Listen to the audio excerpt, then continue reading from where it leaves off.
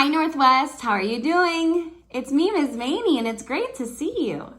Today for music class, it's going to look a little different because I'm not there with you, but I figured that making a video would be the next best thing. So hopefully your teacher has helped you review all of the things that we've been working on so far. Let's see if you remember.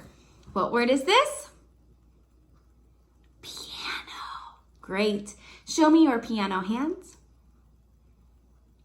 And if we were to get a little bit louder, what's this? What is it? Mezzo piano. Nice job. And if we were to get a little bit louder, what's this? I bet you know. Yeah, mezzo forte. And if we were to get a little bit louder yet, our hands go straight up. I know you know what this means. Let's say it. 1, 2, 3. Forte. Way to go. And all of those are examples of, here's our last word. Say it with me. Dynamics. Awesome job. And let's review what each word means. I think we know, but let's make sure. The word dynamics means volume. It's the volume of our music, how loud or quiet our music is. What about our favorite one? You know this? Forte. Why do we yell it? Because it's quiet? No, we yell it because it means loud. Forte.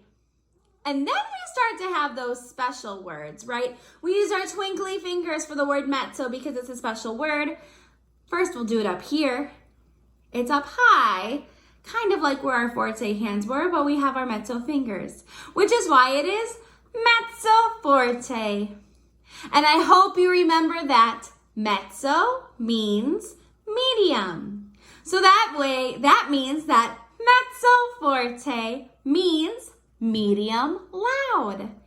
And if we were to get a little bit quieter, just a little bit, we put our hands down here, or maybe we put it down here if you're a fan of their Little Rascals. We put our hands down here. We still have our mezzo fingers, so we know it starts with mezzo. And it's by our mouth, so we know that it's piano.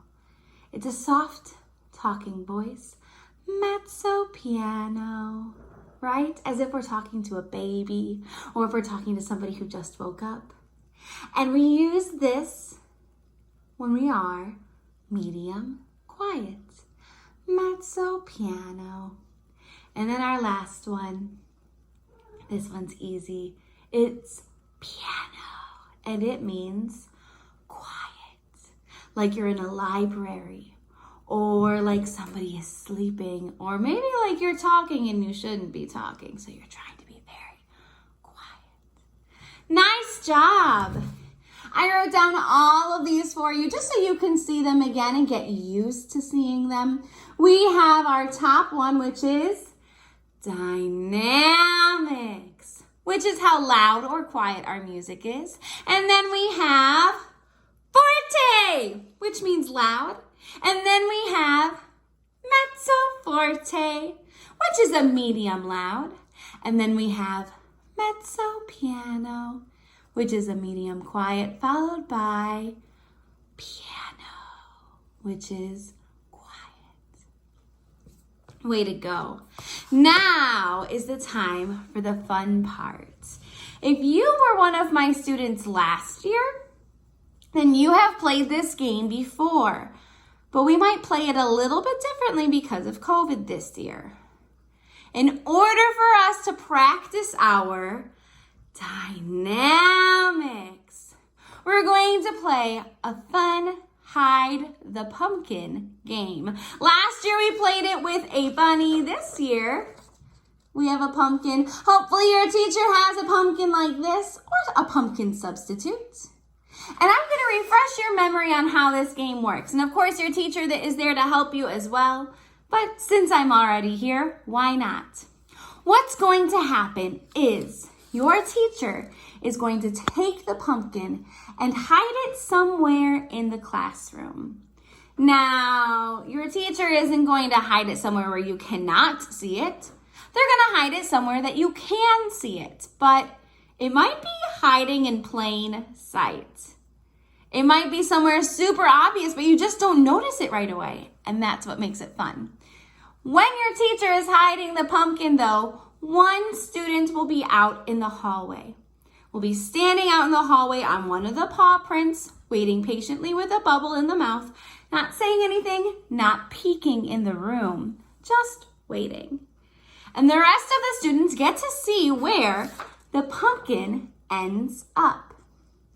Then the teacher will tell the student who is in the hallway to come back in, and they will get to look for the pumpkin. However, you need to help them. If you are watching the teacher hide the pumpkin, it means it's up to you to help the person find it. But you're not using your voice. Your bubble stays in the entire time. You are using your applause. You're clapping for them, no matter how close or far away they are from the pumpkin. But you're using the dynamics of your applause to help them find the pumpkin. So if somebody is super close to the pumpkin like I am right now, you would be clapping forte. But what if I'm way across the room and the pumpkin's here without me? Then you would be clapping piano. And if I get a little bit closer, and a little bit closer, and a little bit closer, then the dynamics of your applause will show that. And that will help the person find the pumpkin. Once they find it, they're not going to grab it. They're just going to point at it so the teacher knows they found it. The teacher will take the pumpkin, find a different student to go out in the hallway for their turn, and then hide it in plain sight once again. So I hope you have so much fun playing Find the Pumpkin, and I can't wait to see you when I get back. Have a great day!